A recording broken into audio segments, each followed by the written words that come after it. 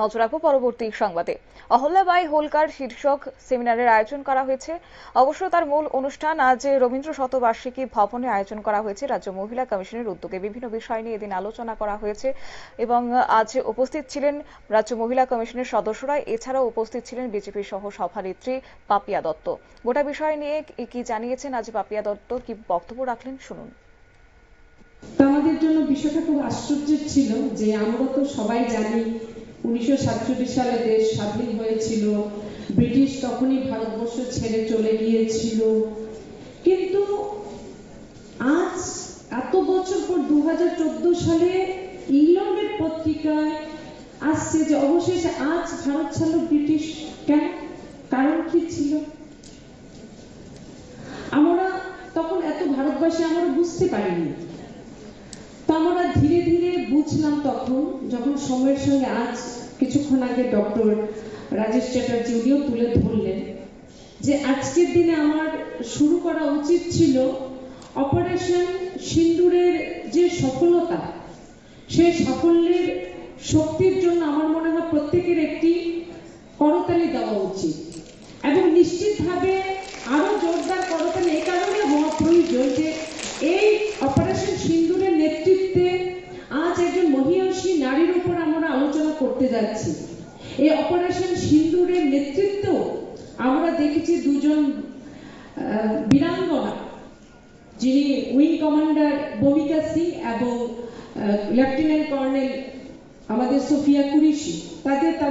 তাদের নেতৃত্ব দেখলাম, তাদেরকে আমরা ব্রিফ করতে দেখলাম এই অপারেশন সিন্দুরকে মিডিয়ার সামনে বসে। তো আজকের দিনে ধীরে ধীরে যখন আমরা দেখতে শুরু করলাম যে ভারতবর্ষ এটা সেই ভারতবর্ষই কিন্তু যা 2014 সালের আগে ছিল, সেই ভারতবর্ষ, কিন্তু আজ ইকোনমির দিক থেকে ভারতবর্ষ আজ পঞ্চম ছিল।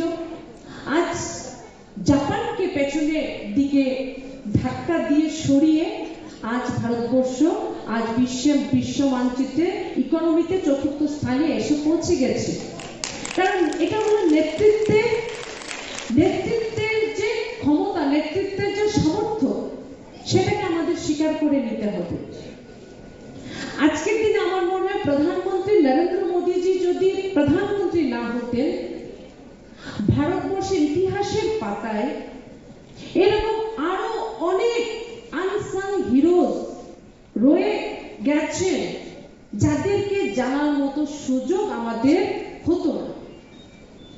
সেটা জ্যোতিবা ফুলে হোক, ঝাঁসি রানী, আমরা যারা স্কুল কলেজে যারা পড়াশোনা করছো বা আমরা করে এসেছি, আমরা ইতিহাস পড়েছি, ভালো মার্কস আমরা কুড়িয়েছি, আমরা অনেক কিছু পড়েছি স্কুল কলেজের ইতিহাসের পাতায়, স্ট্যালিন, কার্ল মার্কস, লেনিন।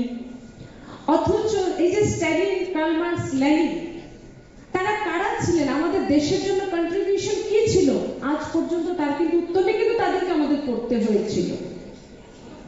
কিন্তু যিনি লোকমাতা, মাতুশ্রী বলুন, লোকমাতা বলুন, অনেক বিশেষণে অহিল্যাবাইকে আমরা সম্বোধন করতে পারি পূর্ণ শ্লোক হিসেবে, যে উনার জীবনে, উনার 70 বছর জীবনকালে 1725 থেকে 1795, এই যে 70 বছরের কাল উনি উনার সাম্রাজ্যকে, শুধুমাত্র উনার মালবা সাম্রাজ্য নয়, শুধুমাত্র ইন্দোর নয়, উনার সাম্রাজ্যের যে ভৌগোলিক সীমানা, সেই ভৌগোলিক সীমানার বাইরে গিয়েও উনি দেশকে, রাষ্ট্রকে কি দিয়ে গেছেন,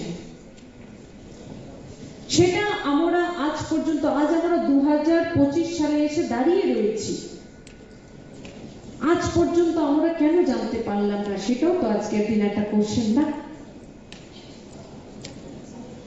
আজ এখানে এরকম নয় যে আমি বলছি আজ মাতা অহিল্যাবাইকে নিয়ে যে আমি সবটা জানি ওনার জীবনকাল নিয়ে।